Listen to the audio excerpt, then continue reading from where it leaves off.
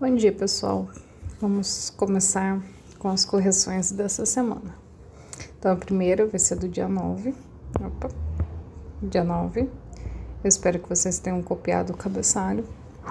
E daí, a primeira atividade é a leitura do texto, que está na página 134 e 135. E depois vocês iriam escrever um texto do que vocês, se o que vocês esperavam do texto tinha batido ou não, se foi totalmente outra coisa que você imaginou. Enfim, você ia fazer um texto me contando isso, se tinha dado certo ou não e se você tinha gostado desse texto ou não. Vou abrir aqui o PDF aqui pra gente ler o texto, tá? Então, eu não li ele na explicação, porque era uma das partes da atividade, era vocês lerem sozinho. Então, agora a gente vai ler junto.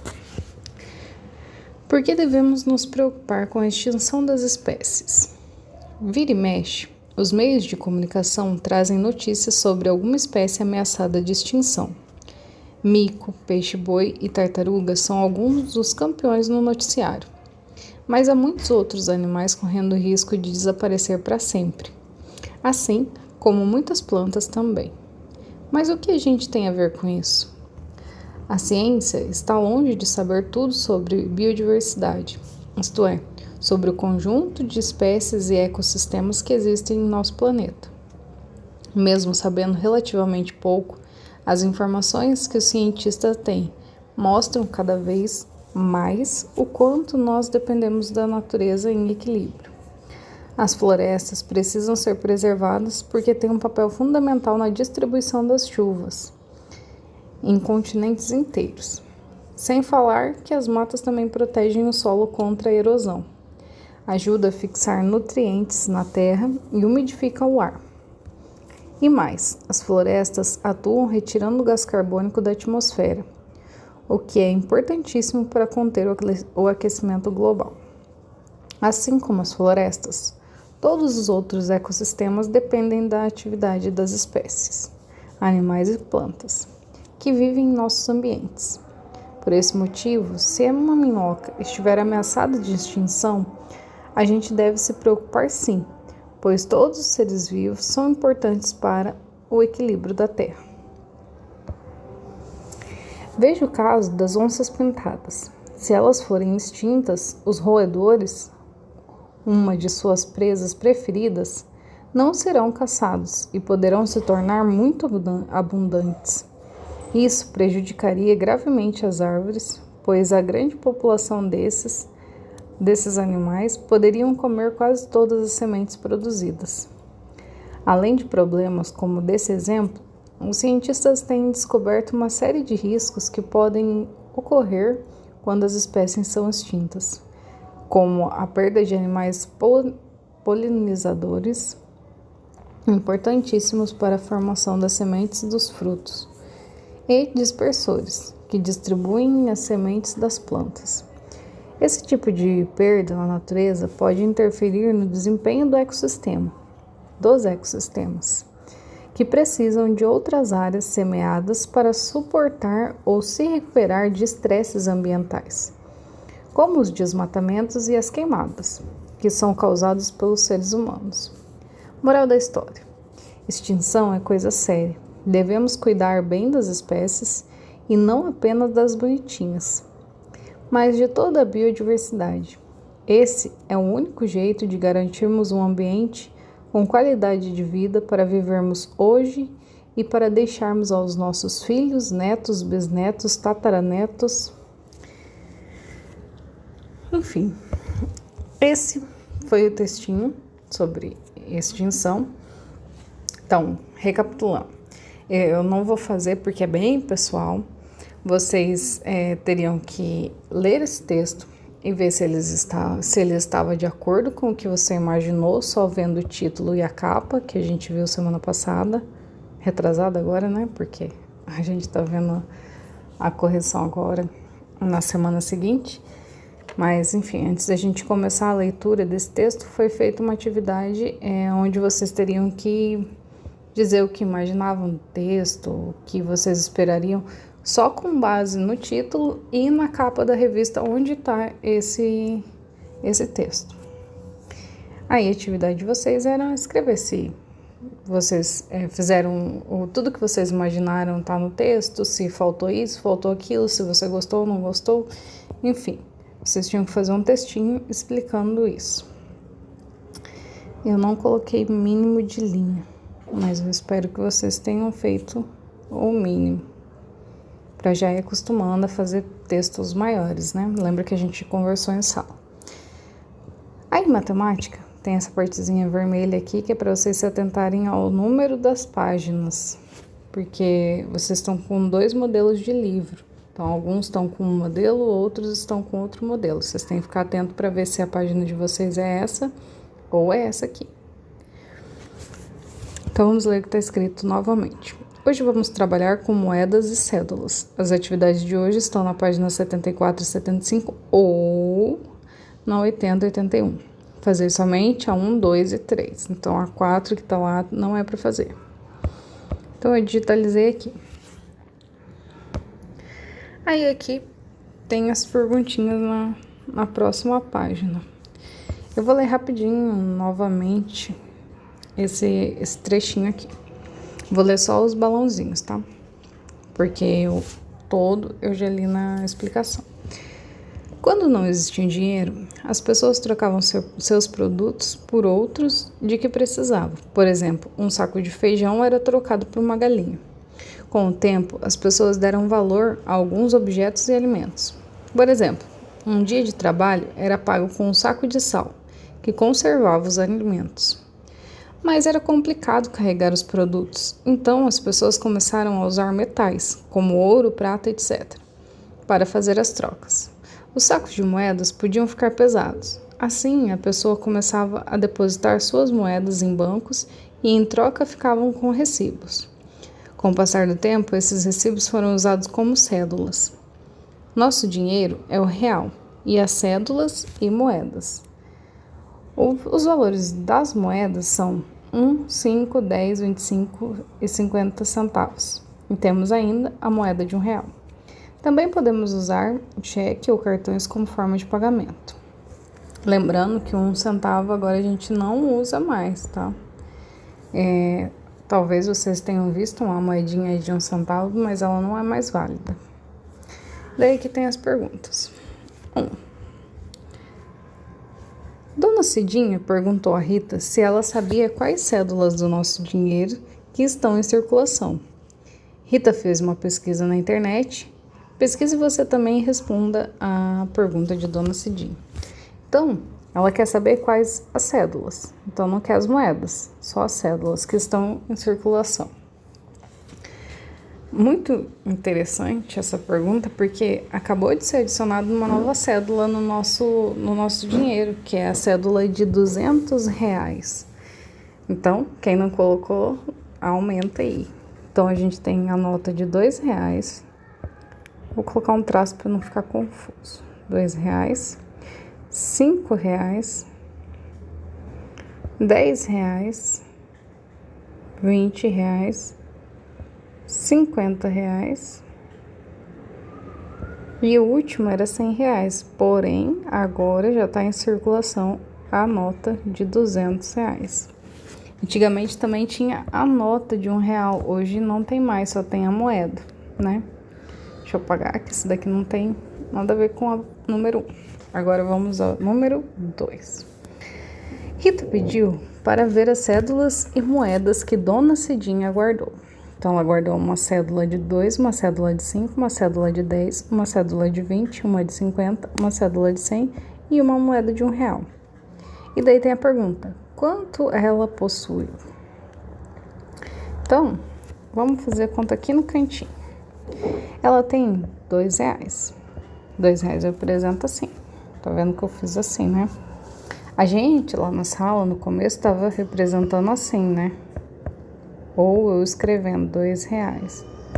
Porém, agora, como o livro trabalha muitos centavos junto com o real, e a gente não tá em sala para eu separar, então vamos acostumar com as vírgulas. Sempre 2 números depois da vírgula. Esses dois números depois da vírgula se referem às moedas, aos centavos, né? Então, esse lado é dos reais e esse lado é das moedas, os centavos. A única exceção é R$1, que R$1 ele ocupa o lado da cédula, mas ele é uma moeda. Ele é o único estranho. O resto, o lado de cá é o papel, o lado de cá é as moedas, certo? Então, vamos lá.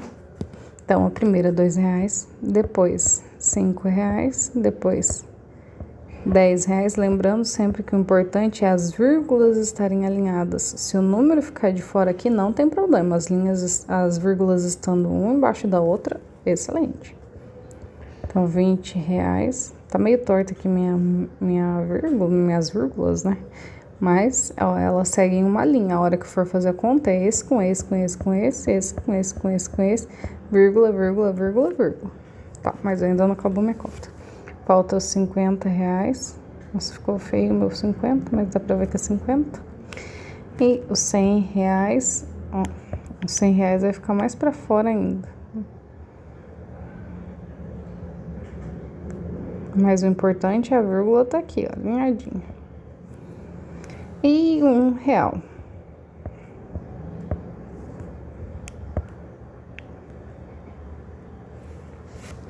Deixa eu ver se eu consigo engrossar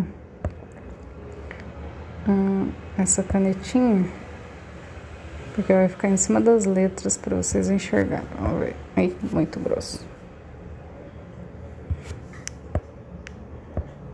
Melhorou. Então, vamos lá. Ficou bem torto, mas é esse aqui, ó. Eu vou colocar o pontinho no meio para vocês verem qual que eu tô somando. 0 com 0 com 0 com 0 com 0 com 0 com 0, 0. 0, 0, 0, 0, 0, 0, 0, 0, né? 0 somado com vários zeros continua sendo 0. Essa daqui é as minhas vírgulas que eu vou manter. Aí aqui tem 2 mais 5, 7. Mais 1, 8. Aí aqui eu tenho essa linha aqui, ó. 1 mais 2, 3 mais 5, 8. E 1 aqui fora. Então, quanto ela possui? Vou voltar para o fininho. Quanto ela possui? 188 reais. Beleza. Eu vou apagar.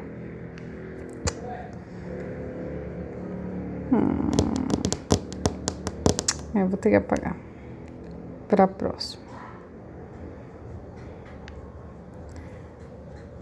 Só apaguei metade, mas enfim. 3. Já é o suficiente. Para fazer uma troca por uma cédula de R$100, então vamos imaginar que sou eu na situação. Eu tenho R$100. E eu quero trocar esses R$100 por outras notas, qualquer outras notas, quaisquer. Então, para trocar R$100, são necessárias quantas cédulas ou moedas de R$50? Então, quantas cédulas de R$50 eu preciso para dar R$100? 2. Por quê? Porque 50 mais 50, 100. Quantas cédulas de R$20 eu preciso para dar 100? 5. Por quê? Porque 20 mais 20 mais 20 mais 20 mais 20 é igual a 100. Agora é mais fácil, né? Quantas moedas de R$10 eu preciso para ter R$100? 10. Essa é mais fácil. Por que 10? Porque se eu somar 10 mais 10 mais 10 mais 10 mais 10 mais 10 mais 10 mais 10 mais 10 mais 10, vai dar R$100. Aí aqui já complicou um pouquinho, que daí eu poderia fazer minha conta, né? E fazendo 5 mais 5 mais 5 mais 5 mais 5 mais 5 mais 5 mais 5, e enfim, descobrir quantas vezes 5 que ia dar R$100. Que no caso aqui são 20 notas de R$5, tá? Se você somar 20 vezes o número 5, vocês vão ver que vai chegar nos R$100. Para vocês verem como que facilita a conta de vezes. Se a gente já estivesse trabalhando a conta de vezes armada, vocês podiam ir fazendo 5 vezes números além de 10. Porque daí vocês vão conseguir armar a conta e até ir chutando, assim, tipo, fazendo de 5 em 5, por exemplo, a gente faz a tabuada até o 10. Então, o 10 5 vezes 10 dá 50. Bom, quem é bom de dedução já vai saber que o dobro disso vai dar 100. Mas eu posso daí fazer 5 vezes 15. Eu poderia armar a conta 15 vezes 5 e ver se estava perto. Se estava perto, eu podia ir para o próximo, 16 vezes 5. Ou então pular mais 5, que daí eu já ia para o 20 vezes 5, que por acaso dá 100. Por acaso não, né? Que dá os 100 reais que a gente estava procurando. E agora, sim, quantas cédulas de 2 reais eu preciso para dar 100 reais? Uma outra conta que também dá para fazer que a gente ainda não está fazendo é de divisão. Se eu pegar 100 e dividir por 5, eu sei que 5 vezes 2 vai dar 10. Então, aqui vai sobrar 0, vai descer o 0 aqui, não tem, acabou a conta, não é 0, 0. Então, esse 0 acaba vindo para cá. 20. Ó, vou fazer a conta agora do 2 reais. 100 dividido por 2, que é bem fácil, né? 100 dividido por 2, quantos que é? Fácil, 50, mas enfim. 2 vezes quantos que dá 10? Eu vou procurar 10 porque 1 é menor que 2, né? Então, eu vou pegar os 2 primeiro. 2 vezes quantos que dá 10? 2 vezes 5. Deu 10? 0. 10 menos 10, 0. Sobrou um 0 aqui, então ele vai para lá. Então, quantas cédulas de 2 reais? 50. É um jeito de fazer. Claro que outro jeito de fazer é ficar 2, mais 2, mais 2, mais 2, mais 2, até chegar no 100. Essa é outra forma. Ou, no caso do 100 dividido por 2, ela é bem fácil de fazer. Se você pensar no 100 dividido por 2, você pode também fazer 2 espaços e começar. 1, 2, 3, 4, 5, 6, 7, 8, 9, 10, 11, 12, 13, até dar 100. Aí você conta os pontinhos que tem dentro de um quadradinho, conta dos 2 para ter certeza, né? Porque tem que ter o mesmo número. Se bateu, coloca lá a tua resposta. Provavelmente, com certeza, se você fez certo, conta o certo, vai dar 50 também. E daí é mais fácil. Quantas moedas de R$1 eu preciso para ter 100 reais? 100 moedas hoje. Essa daqui é a mais fácil. A 4 não era para fazer. Então, aqui a gente terminou a parte de matemática. E daí aqui a gente tem a parte de ciências, que a gente vai falar sobre locomoção de animais. Aqui, locomoção e alimentação, né? Então, aqui tem um textinho que classifica os animais em herbívoros, que comem plantas, carnívoros, que comem carne, e onívoros, que comem tanto carne quanto plantas. Que é no nosso caso, nós, seres humanos, somos animais onívoros. Aí, aqui tinha atividade para vocês fazerem. Aqui tinha uma historinha. E daí aqui era para vocês classificarem, né?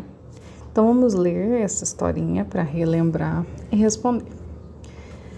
Joana cultivou diversas plantas no quintal. Depois de alguns dias, notou que havia insetos na folha de algumas plantas. Eram pulgões que se alimentavam delas. Então, pulgões...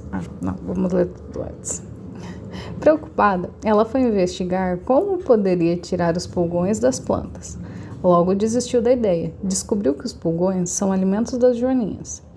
E quem não quer joaninhas por perto? São tão bonitinhas. Além disso, serve de alimento para algumas aves, que também se alimentam de sementes e frutos. Joana percebeu que um jardim bonito também tem de ter animais por perto. Então, daí o primeiro animal aqui é o pulgão. O pulgão alimenta-se de... Cadê aqui?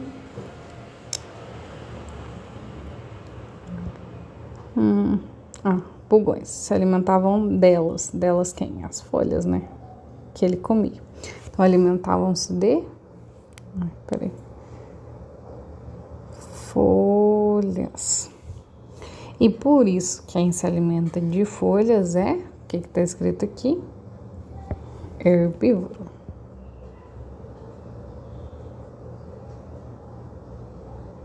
Lembrando, tem um acento aqui no bívoro. Daí aqui tá falando das joaninhas. É aqui onde estão as joaninhas. Ó, eram os alimentos das joaninhas. Quem eram os alimentos das joaninhas? Os pulgões. Então as joaninhas se alimentavam de pulgões. E por isso, se as joaninhas, que são animais, se alimentam de pulgões, que são outros animais, elas são carnívoras.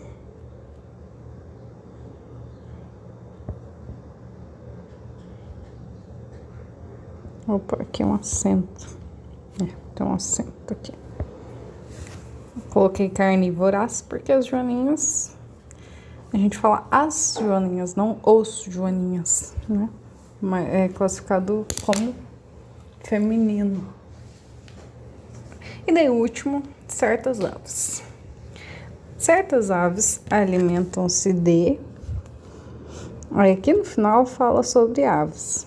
Algumas aves também se alimentam de sementes e frutos. E as joaninhas, aqui em cima fala que as joaninhas servem de alimento para algumas aves. Então, as aves comem as joaninhas, que são animais, ou seja, carnívora, e ela também come sementes e frutos, ou seja, herbívora. Então, nesse caso, ela entra nessa classificação aqui, é um onívoro. Vou colocar onívora, porque é as aves.